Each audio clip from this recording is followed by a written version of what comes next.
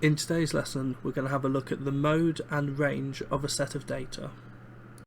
Let's begin by having a look at the mode. The mode is simply the most common value in a set of data. If you have a listed set of data, it's very easy to put this in order, and that will group all of the values together and make it easier to spot what the mode is. There are, however, some important things that you do need to note. Firstly, if each value in your list appears exactly once, then you say that there's no mode. Likewise, it is possible to have more than one mode if the most common value is several different numbers and they appear more than once in the set of data. Specifically, if there are exactly two modes, then we call this bimodal.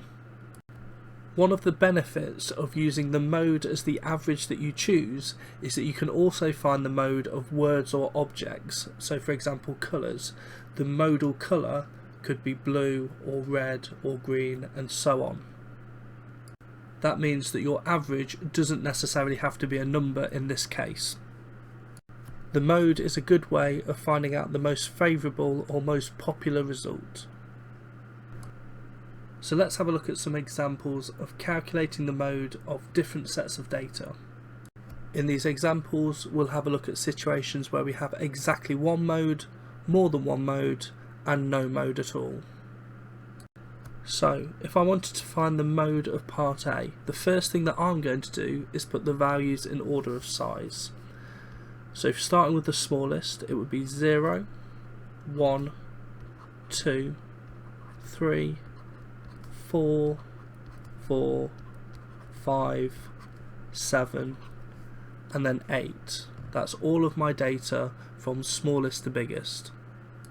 It isn't necessary to do this, but what it has done is grouped all of the values together, and in this particular example I can see that 4 is my mode because it appears most frequently, so I can say my mode is 4. In my second example, I'm going to start off again by ordering the data. So I get 1, 2, 3, 4, 7, 8, and 9. This time I can see that there's no mode because each value appears exactly once. I therefore simply write my answer as no mode. In part C, if I order my data, I get 2, 2, 2, 6, 6, 6, 8, and 9. I can see that this set of data is bimodal, which means that there's two modes. The first mode is the value 2, which appears 3 times, and the second mode is 6, which also appears 3 times. I therefore write down my mode as 2 and 6. In my last example, I can order my data again, so I get 4, 4, 5, 5, 9, and 9.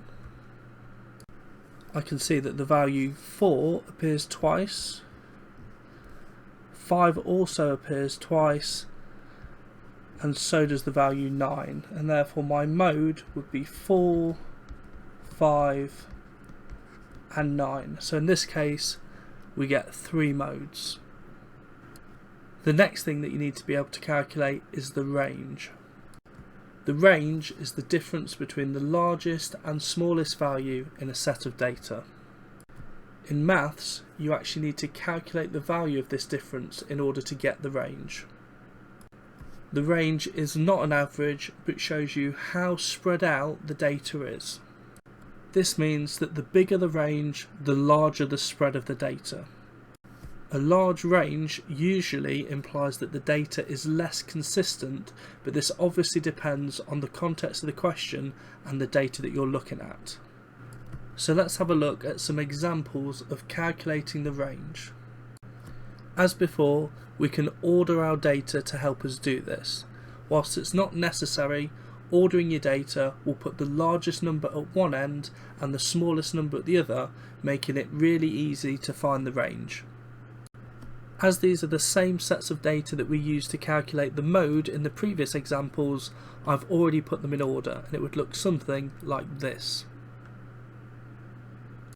So in part A, I need to take the largest value, that is 8, and subtract the smallest value, which is 0. 8 take away 0 would give me a range of 8. Likewise, in part B, I take the largest value, which is 9, subtract the smallest value, which was 1, and I know 9 take away 1 gives me a range of 8 again. In part C, the largest value is 9, and the smallest value is 2. 9 take away 2 gives me a range of 7. And lastly, in part D, the largest value is 9, the smallest value is 4, and if I do 9 take away 4, I get a range of 5. So your task for today is to log into Dr. Frost Maths and complete the main task, which is called Mode and Range, which has been set for you. Remember, to log into Dr. Frost Maths, it's your login to get into the school computers at ucc.rutland.sch.uk. That's the same as your school email. Your password is whatever you've set it to, but if you forgot it, please send me a comment on Show My Homework and I can reset it. Additionally, there is an extension task for you to complete. This is called Averages and Range Mixture. The extension task gives you questions that are in a problem-solving exam-style context and looks at all of your averages and range together.